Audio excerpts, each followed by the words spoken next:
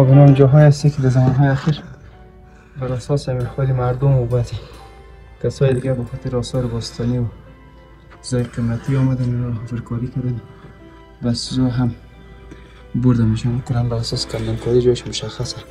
جای کلنگ و کرانه میگه این ساحه تقریبا در وسط شهر غرغله قرار داره که اما زیادتر شادخت ها و مثلا اما خانم پادشاه بکن ملکه و اینا مردم ها اما خانم حکمران کسی که اینجا بودن اینجا زندگی میکرده در این مسیر خود سید تپک هستن باز اینجا اصل جای حکمرانی بوده که خود پادشاه و دار دسته و محافظینش اینجا بودن در منطقه پایین تپک هستن شهر غرغله دکانه ها جاهایی که هستن و مربوطی تاریخ نویسا به دو علت نوشته که یک علت به خاطر نگهداری حیوانات و مواشی اینا که به خاطر همین اسبا و مثلا چیزا بودن که وقت اساطیر شناسی استفاده میکردن و یکی دیگه به خاطر جاهایی بوده که به خاطر تسلیحات نگهداری تسلیحات در حقیقت انبار یا دیپوی تسلیحاتی که مثلا وقت داشته بوده دسترس اونجا در منطقه پایین تپه اونجا نگهداری میکرده بوده و دیگه یک مسیر یک جاهای شهر هم به عنوان جاهای دیدنی به خاطر زیورالات تزیینی مثلا کاسه های سفالی که در رویش مثلا حکاکی شدگی بودن و همچنان لعاب های مثلا مختلف داشته باشن مثل لاجورد و طلاکوبی و خالکوبی روی خود سفال هم موضوع داشته بودن که هم یک شهرهایی بودن که تقریبا رو به روی جاده ابریشم بودن که اونجا هم تقریبا شهر بوده زیر بودا و اینجا هم یک سلسله مغازه ها و دکان ها قبلا وجود داشته بودن.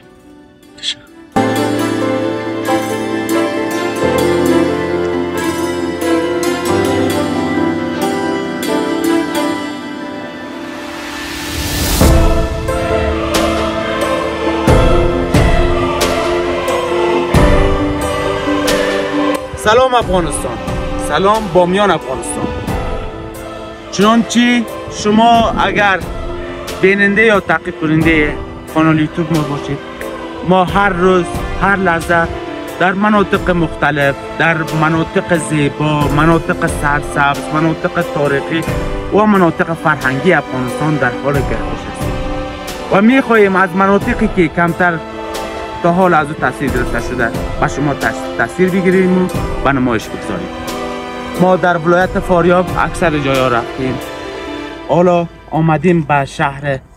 کهن بامیان، شهری که با عجایب معماری با عجایب فرهنگیش از همه شهرها متمایز است. بامیان یکی از ولایت هایی است که حکمرواهای یا شاهانی در اینجا زندگی می‌کنند یا ادیان مختلف در اینجا گرد هم می آمدن و زندگی می‌کردند. چنانچه شما در تصویر می‌بینید این قلعه یا این شهر که به نام غلغله مسمى شهر کهن غلغله مکان فرمانروایی یا سوق اداره حکمران وقت بوده. شما به ندرت اگر منارها را ببینین و جاها را ببینین، یک جای بسیار عجیب و زیباست که تا حالا آثارش در اینجا باقی مونده. در دور بر شهر دکان ها موجود بوده، فروشگاه ها موجود بوده، مردم اینجا دکان داشتن، بازار داشتن، لوازم قیمتی، لوازم زینتی مانند طلا، نقره یا خود زمرد اینجا به خرید فروش میگردیده. خب بعدا شاهان یا حکمروان اسلامی نیز اینجا حکمروایی کردند و اینجا زندگی کردند و بیشتر به خاطر مرتفع بودن از اینجا، به خاطر وقتی که شما در تصویر میبینید اینجا وقتی که شما باشین تمام شهر بامیان به شما واضح و آشکار معلوم میشه. از این خاطر بسیار مناطق شاهپسند بودن، اینجا شاه ها آمده عزیمت میکردن و اینجا را به محل سوق اداره یا فرمانرواییشان انتخاب میکردن.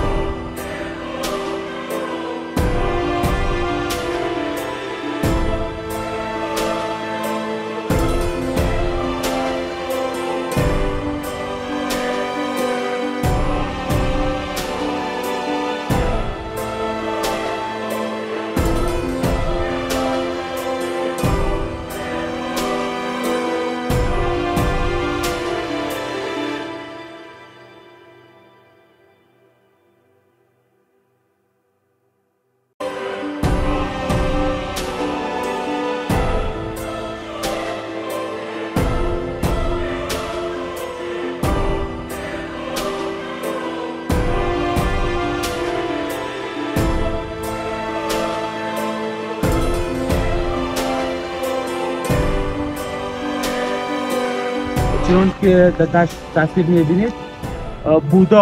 بودای تاریخی بامیان که متاسفانه نسبتا یا اکثرا تخریب گردیده موجود است. ما در تصویر میبینیم شهر غلغله را میبینیم، مناطق سرسبز و زیبای بامیان را میبینیم، مناطقی که بیشتر در اینجا کچالوی بامیان که در سطح افغانستان از نام و نشان عالی برخوردار است اینجا کشت میشه. یک مردم بسیار مهمان نواز، یک مردم مهمان دوست، مردم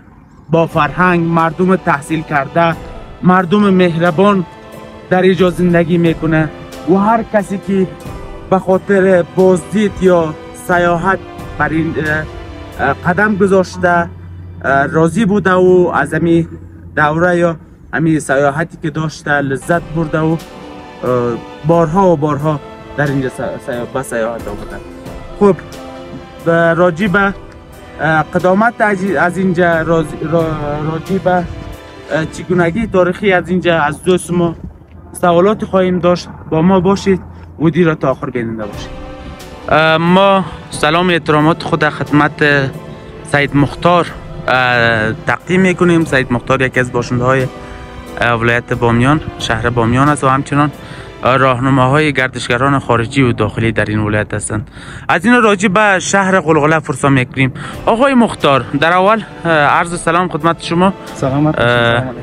راجع به تاریخ و قدامت از اینجا بر ما میشه کمی توضیح بدید؟ صحتمند باشین. تشکر. اول که شما را خوش آمدید خیر مقدم عرض میکنم. من سید مختار حسنیار هستم از باشنده مرکز ولایت بامیان و همچنان راهنمای خارجی شرکت سرزمین پرنعمت. من راهنما این فعالیت دارم و شما را خوش آمدید عرض میکنم. در بابت ولایت بامیان بگم ولایت بامیان یکی از کهن‌ترین ولایت‌های آثار باستانی داره که در داخل افغانستان است و همچنان خیلی جاهای دیدنی از جمله بودا، شهر غلغله، شهر ضحاک، بند امیر، اینا جاهای خیلی دیدنی و جاهایی هستند که به خاطر سیاحین خارجی و داخلی خیلی اونا را جلب توجه کردن که اینجا بر اساس که امنیت فعلا تامین هستن اونا اینجا تشریف میارن. و فعلا ما در مرکز ولایت بامیان در بالای شهر غلغله قرار داریم که یکی از کهن‌ترین شهرهای باستانی ولایت بامیان می باشه، نه بلکه ولایت بامیان بلکه مربوط افغانستان و کل جهان می باشه که در سده ششم میلادی تأسیس گردیده و همچنان چند بار اینا در مدت جریان که تا به حال بودن تخریب گردیده که برای اولین بار این شهر غلغله توسط چنگیزخان پادشاه مغول ها به خاطر که نواسیش اینجا شهید شده بودن یا کشته شده بودن شهر غلغله را تخریب کردن که شهر غلغله را قسم که شما میبینین یا سه قسمت تشکیل شده. یک قسمت پایانی شهر غلغله که هستن برخنویسان اشاره میکنه که به دو علت اما جاهایی که مثلا حفر شده، یکی به خاطر مواشی حیوانات یا اسبایی که در وقت به خاطر جنگ اینا استفاده میکردن، اساطیرش هم استفاده میشدن، یا و یک روایت دیگه هستن که اونا به خاطر جاهای تسلیحات جنگی و همونا به عنوان انبار یا دپو استفاده میکردن. در وسط شهر غلغله که شما میبینید در وسط ارتفاع شهر تقریبا 100 تا 140 متر گفته شدن. در وسط شهر که شما میبینید اینجا تقریبا خانواده حکمران یا پادشاهی وقت زندگی میکردن که زیادتر مربوط همو ملکه وقت بگم یا همو شاهزاده ها و شاهدخت ها و اینا میشدن و سر شهر غلغله که هستن اصل خود حکمرانی هستن که دار دسته شاهان و سلطان ها و اینا اینجا حکمرانی میکردن نصر. تشکر.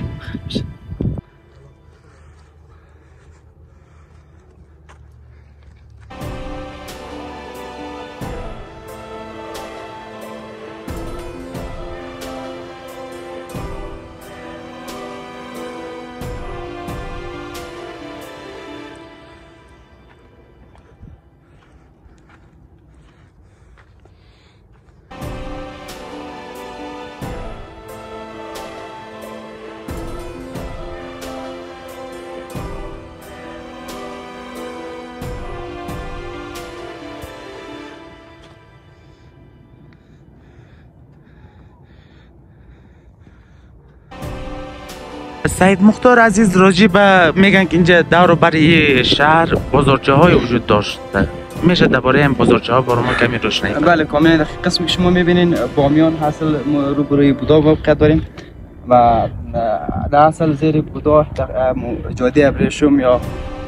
راه ابریشم که میگه در حقیقت یعنی جاده ابریشم همینجا بودن که زیادتر اصل بازار ابریشم که کشورهای اروپایی و مثلا اینا که می آمدن از این مسیر رد میشدن، این مسیر جایی بودن که اینا همو کاروانهای خود اینجا اطلاق میکردن و کلی آثار و اشیای تزیینی و زینتی مثلا کاسه های سفالی و انواع اقسام مثلا طلا و لاجورد و بعضی نقره و اینا کلان اینجا خاطر خرید فروش هم می آورده بودن، هم خرید فروش میشدن. در اصل بازار ابریشم در زیر بودا و در مسیر بودا قرار داشتن و این مسیر شهر غربله هم یک جایی بودن که هم لوازم دیدنی و جاهای بازارچه خیلی خوبی داشته بودن که خاص به خاطر چیزای تزیینی مثلا کاسه های سفالی که لایه های از و هم از لاجورد و بعض وقت حکاکی شدگی اینا بودن که اینجا به خاطر خرید فروش استفاده میشدن.